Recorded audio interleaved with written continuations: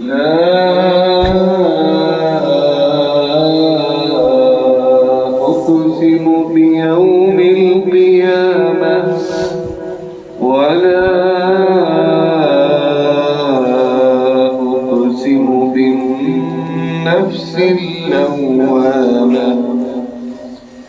أيحسب الإنسان أن لن نجمع عظامه بلى قادرين على أن نسوي بنانه بل يريد الإنسان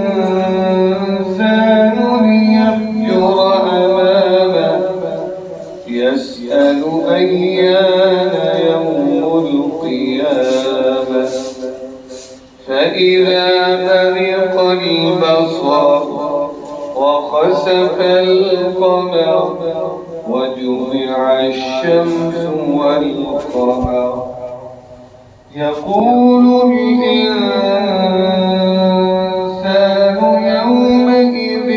أين المفر كلا لا وزر إلى ربك يومئذ المستقر ينبأ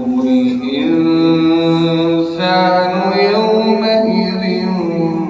بما قدم وأخر بل الإنسان على نفسه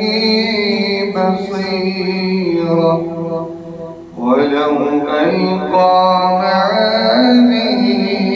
معاذيره لا تحرك به لسانك لتعجل به إن علينا جمعه وقرآنه فإذا قرأناه فاتبع قرآنه ثم